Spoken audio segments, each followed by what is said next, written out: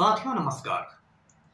पटना बिहार से मैं Amitabh Kumar Das, IPS 94 batch, और आप देख रहे हैं मेरा अपना YouTube चैनल दास बोले बिंदास। साथियों, इस चैनल में मैं आपको ऐसी जानकारियां भी देता हूं जिनको जानना जरूरी है, लेकिन जिनको ज़्यादातर लोग नहीं जानते। आज मैं आपको बिहार के कटिहार जिले में स्थित कुर्सेला की जमींदारी की कहानी सुनाऊंगा। ये बहुत रोचक और ज्ञानवर्धक वीडियो है, इसे आखिर तक दिल थाम कर देखिए। साथियों, ये किस्सा शुरू होता है बादशाह अकबर के जमाने में। आप जानते हैं कि महाराणा प्रताप ने बादशाह अकबर की फौज से हल्दी घाटी के मैदान में लोहा लिया था, लेकिन महाराणा प्रताप के दो भाइयों ने अकबर के साथ संधि कर दी थी, समझौता कर लिया था, और उस संधि के तहत बादशाह अकबर ने उन्हें मुजफ्फरपुर और रूपस की जमींदारियां दी थी। रूपस का इलाका पटना में पड़ता है। तो 300 साढ़े 300 साल तक महाराणा प्रताप के भाई और उनके वंशजों ने रूपस में अपनी जमींदारी देखी। फिर आया 1881 का साल। 1881 में भूपा सिंह के बेटे जोधन सिंह थे, वो रूपस से चले गए कटिहार के कुर्सेला, और कुर्सेला में उन्होंने हजारों एकड़ जमीन खरीद ली। एक साधु के कहने पर जोधन सिंह ने अपना नाम बदल लिया और अपना नाम रख लिया अयोध्या प्रसाद सिंह। तो इस तरह से आप कह सकते हैं कि अयोध्या प्रसाद सिंह ने कुर्सेला जमींदारी की बुनियाद डाली। आज भी कुर्सेला का जो सबसे बड़ा मार्केट है उसका नाम अयोध्या बाजार है, जो अयोध्या प्रसाद सिंह के नाम पर है। अयोध्या प्रसाद सिंह जिस इलाके में रहते थे उसे पुरानी ड्योढ़ी के नाम से जाना जाता है। उसमें मंदिर वगैरह है, उनका महल है। अयोध्या प्रसाद सिंह के बाद उनके बेटे रघुवंश प्रसाद सिंह कुर्सेला के राजा बने। रघुवंश प्रसाद सिंह के समय कुर्सेला की जमींदारी की और तरक्की हुई। वे नील की खेती में, इंडिगो की खेती में अंग्रेजों की मदद करते थे और उसके बदले जमीन लेते थे। और उनके जमाने में कुर्सेला जमींदारी का जो क्षेत्रफल था, जो एरिया था, वो बढ़कर 50,000 एकड़ हो गया। ऐसे आगे चलकर हिंदुस्तान की आज़ादी के बाद उन्होंने इसमें से 4,000 एकड़ जमीन आचार्य विनोबा भावे के भूदान आंदोलन में दान कर दी।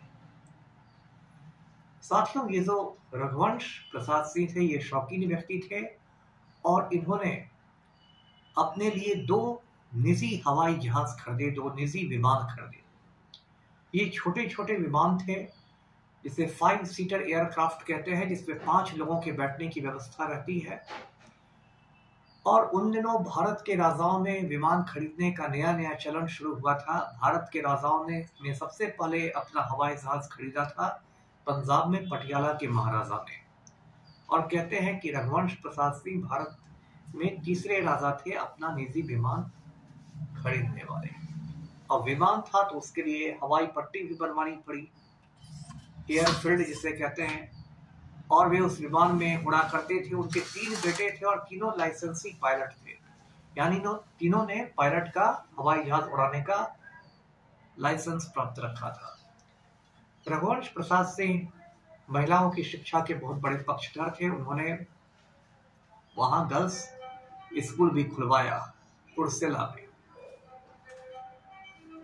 उसके बाद कुछ दिलचस्प बातें हुई कि उनकी जो हवेली थी उसमें महात्मा गांधी भी आए, डॉक्टर राजेंद्र प्रसाद भी आए, श्रीमती इंदिरा गांधी भी आई।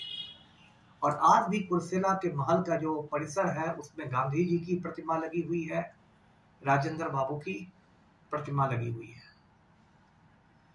जब नई हवेली का उद्घाटन होना था तो रविंद्रनाथ टैगोर को आमंत्रित किया गया। रविंद्रनाथ टैगोर उन दिनों शांति निकेतन में रहते थे, विश्व भारती में। टैगोर खुद तो नहीं आ सके, लेकिन उन्होंने अशोक का जो पेड़ होता है उसके छोटे छोटे पौधे भिजवाए कुर्सेला महाराजा को, और उन पौधों को लगाया गया। और आज आप जाएंगे तो वे बड़े बड़े वृक्ष हो चुके हैं, अशोक के बड़े बड़े वृक्ष आपको वहां देखने को मिलेंगे। जब महात्मा गांधी शहीद हुए तो उनकी अस्थियां देश भर में गंगा नदी में बहाई गई। पटना में भी उनकी अस्थियां बहाई गई, जिसे गांधी घाट कहते हैं, कुछ लोग NIT घाट भी कहते हैं। तो गांधी जी की अस्थियां कुर्सेला लाई गई और गंगा नदी के किनारे एक बटेसर स्थान है, वहां गांधी जी की अस्थियों को बहाया गया। रघुवंश प्रसाद सिंह के बाद उनके बेटे अवधेश सिंह थे, वो गद्दी पर आए और वो राजनीति में भी आए।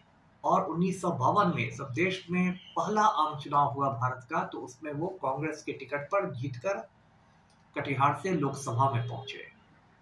ये जो अवधेश सिंह थे, ये बहुत अच्छे कलाकार भी थे, बहुत अच्छे पेंटर भी थे। जब दिल्ली में इनकी प्रदर्शनी लगती थी, इनकी चित्रकलाओं की प्रदर्शनी, तो जो उस समय भारत के राष्ट्रपति थे सर्वपल्ली राधाकृष्णन, वो भी उसमें देखने आते थे। और पंडित नेहरू ने अवधेश सिंह की कई चित्रकलाओं को, कई चित्रों को संसद में, भारतीय संसद में प्रदर्शित करवाया था। अवधेश सिंह बहुत कम उम्र में दिवंगत हो गए। साथियों, आज भी कुर्सेला जमींदारी के आप महल देख सकते हैं। ये दो विमानों की मैंने बात की थी, अब तो वो विमान बिल्कुल आप कह सकते हैं खटारा हो गए हैं, कबाड़ हो गए हैं, अब तो उड़ने लायक नहीं रहे। और एक दिलचस्प बात लोग कहते हैं, पता नहीं इसमें कितनी सच्चाई है, कि जो कुर्सेला स्टेट का, जो कुर्सेला जमींदारी की जो एयरफील्ड जो था, जो हवाई पट्टी थी जिस पर विमान उड़ा करते थे, उस पर लालू यादव ने चरवाहा विद्यालय खुलवा दिया था। हो सकता है उसमें लालू की कुछ सोच रही हो कि सामंतों को अपमानित करना है, या जो भी सोच रही हो, अब तो लालू की सोच लालू ही जाने।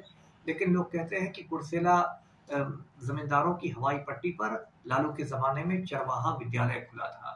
साथियों, आज भी कुर्सेला है, और कुर्सेला के राजघराने के लोग राजनीति भी करते हैं। ज्यादातर लोग कांग्रेस पार्टी में है, और कुर्सेला आज कटिहार जिला के 16 प्रखंडों में से एक है। तो ये कुर्सेला जमींदारी का एक गौरवशाली अतीत है। ये कुर्सेला को महात्मा गांधी का भी आशीर्वाद मिला, राजेंद्र बाबू का भी आशीर्वाद मिला, रविंद्रनाथ टैगोर का भी आशीर्वाद मिला। दुख की बात यह है कि पलटू राम के जमाने में ज्यादातर बिहारियों को भी कुर्सेला के अतीत के बारे में मालूम नहीं है। वीडियो को लाइक करें, शेयर करें, चैनल को सब्सक्राइब कीजिए। धन्यवाद। जय हिंद।